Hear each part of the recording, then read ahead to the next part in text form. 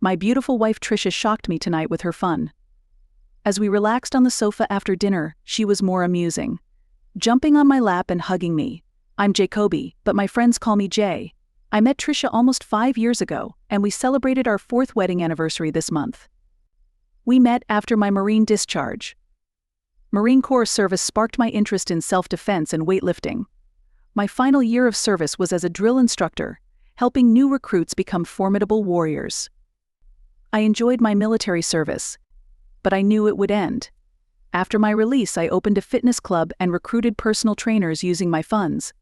The company went off, and I focused on growing it and helping people. I'm 6'8" and 255 pounds, so I proved I could help them change their bodies. After 6 months, hesitant people gain courage and self-confidence, which makes me happy. Trisha, my client's sister, and I clicked immediately. We looked funny together because Trisha is 5', a foot shorter and 145 pounds lighter. At just 110 pounds, she was thin and innocent at 22 years old. I was 26 and had more life experience. She wasn't into training, but we loved spending time together. We became a couple, and our romance turned into marriage a year later. Our bond was strong and we enjoyed our time together. To be honest, she was the best lover I had ever been with. Trisha was always attentive, loving, and uninhibited in the bed.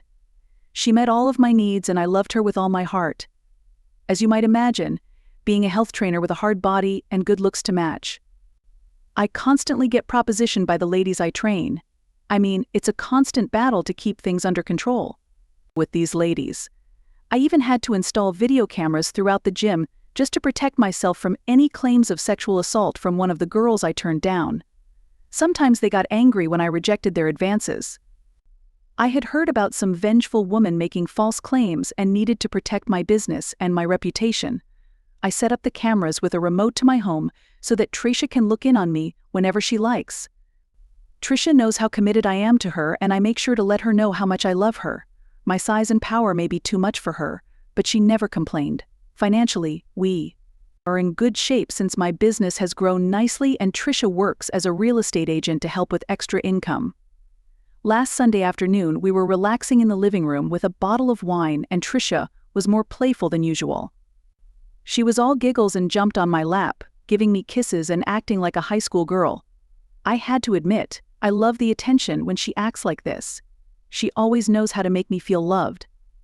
Things took a very fast turn for our relationship when the reason for her playfulness and extra love was revealed. As she was rubbing her hands through my hair, she smiled at me with that smile that always and calmly said, "Sweetheart, Brian is taking me out to dinner next Friday night. You're okay with that, right?" It actually took me over a minute to compute what she had just said. I was sure I didn't hear her correctly and just enjoyed that wonderful smile. When I didn't respond, she asked again in a sweet voice, "You don't mind, right?" "Trisha, what are you asking me?" "I'm sorry, I don't understand." "Silly, Brian from the office asked me out for dinner next Friday, and I kinda told him yes."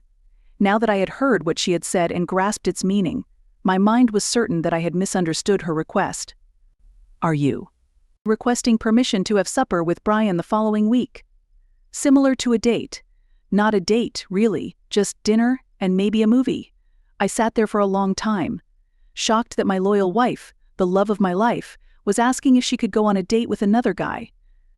"Trisha, that's what a date is." "Do you want to go out with another guy?" she replied. "He's such a nice guy and we get along well at work. He makes me laugh and feel good. I don't see it as a date, more like drinks after work, but this time dinner and a movie." My head was spinning. Surely she understood what she was asking, but I don't think she did. "Trisha, you know I've never gone out with another woman or even thought about it. How can you want to go out with another guy? Jay, don't be jealous. He nothing like you and it's just one night. I will only love you and I don't feel anything for him, but I want to do this. I already told him yes. I hope you're not mad." I wasn't mad. Mad was a much smaller word for how I felt at that moment. Fortunately, all of my military training allowed me to remain calm as I assessed the situation and quickly came up with an idea. "You already accepted. I get it now," I said, picking up my cell phone and searched for the number of one of the ladies that has been after me for several months. With Trisha still on my lap and playing with my hair, I dialed the phone. "Hi Angel, this is Jay," I said as I watched my wife's face looking confused. "I'm good. Thanks.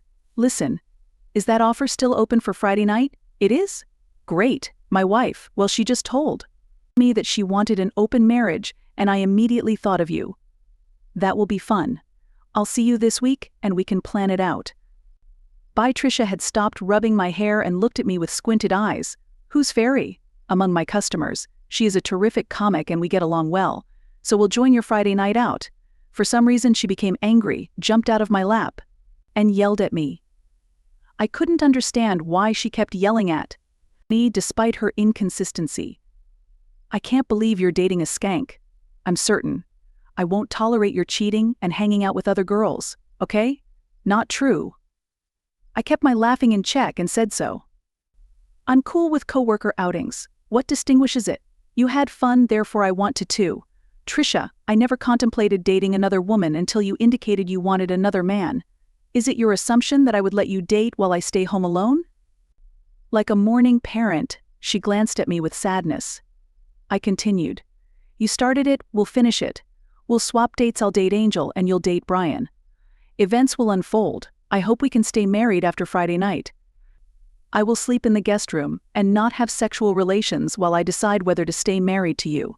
To think you're interested in another man kills my heart, therefore I can't touch you. You and I are apart." Trisha was angry and weeping.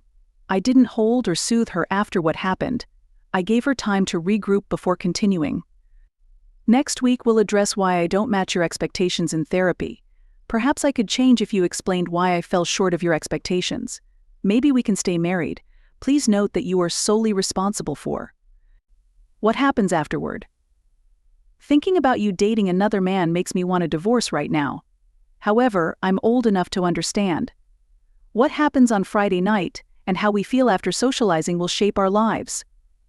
Trisha, you decide what happens on that date with Brian.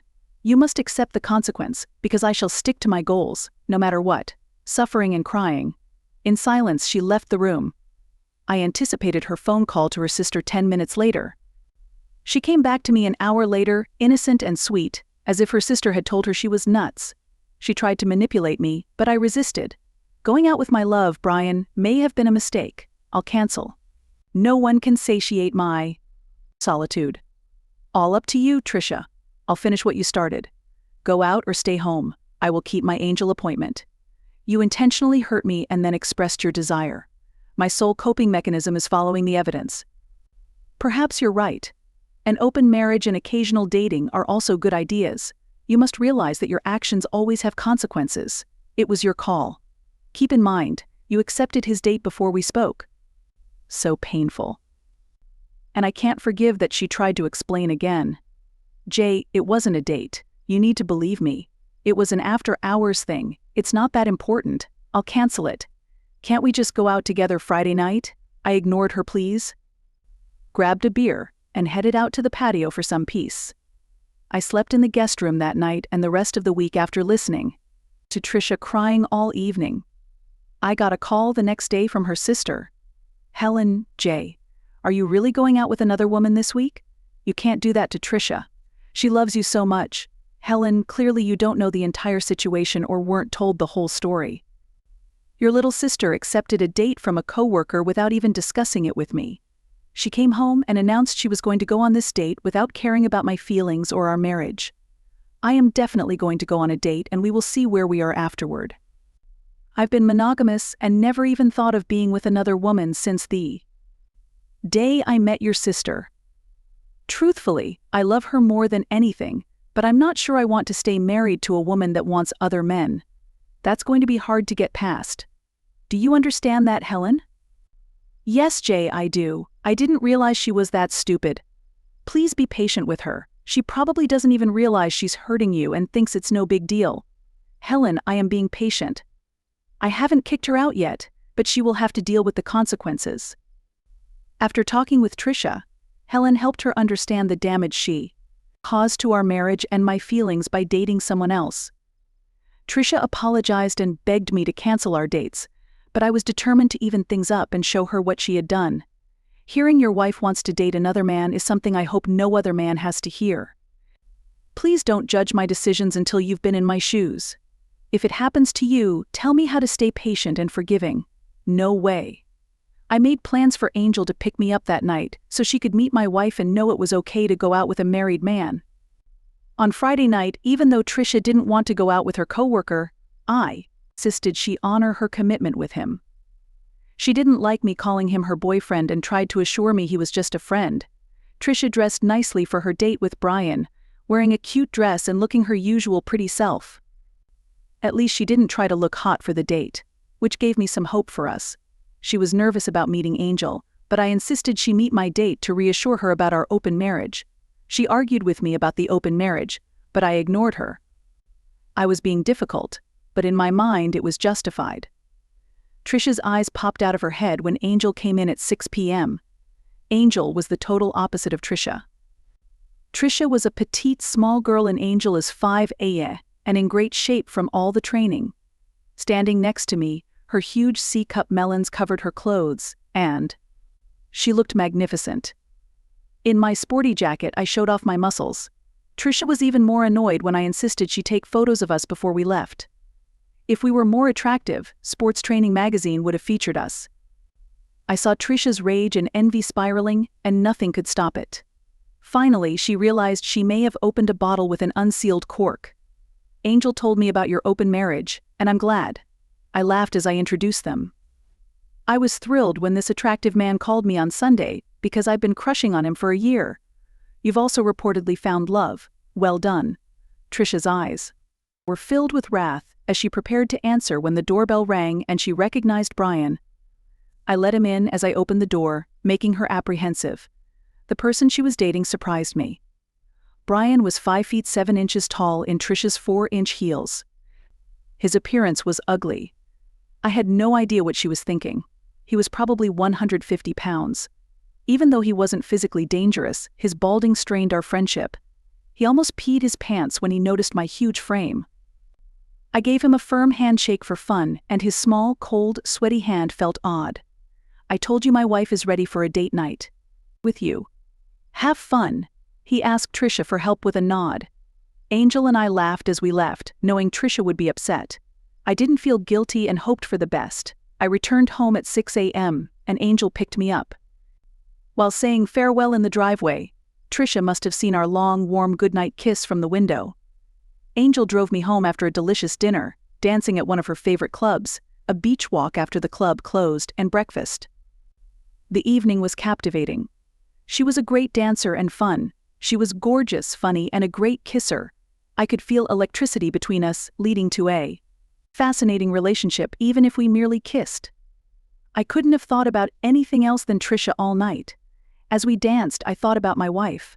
My experience in Hawaii with Trisha came to mind on the beach. I thought about Trisha all day, even during goodnight kisses. Conflicted feelings. As I entered my house, I wondered if I'd ever live there again. Trisha was awake and ready to greet me when I entered the house. Her initial reaction to me was a sweet kiss. What happened the rest of the night?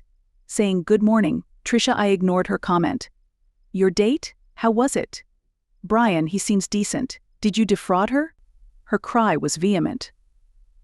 Trisha, it was our first date. My friend, you should know better. First meeting. Is she back in your life? You're unaware. Your relationship with your partner. Resumed? Undoubtedly not. He's not what I want. I want you. You wanted him last week. When did things change? Realizing my idiocy, I thought I might enjoy myself with a guy like I would with a partner. We only need to wait. But you had to take out that slutty supermodel and stick it in my face, she said, crying into one of the tissues that littered the couch. She must have been there all night crying and waiting for me to return. It was clear that she now understood what she had done. Maybe she did see him as just a friend, like one of her girlfriends. He wasn't a threat, and I might have overreacted. I'm still shocked that any woman could think her husband would be okay with her going out with another guy, even if it was innocent. I took her in my arms and held her close. Trisha, I love you, but I can't live with a woman who wants to be with other men for any reason. I won't tolerate cheating. If it happens again, if you lie to me or do it behind my back, I will kick you out and divorce you on the spot? Do you understand? She threw her arms around me and kissed me.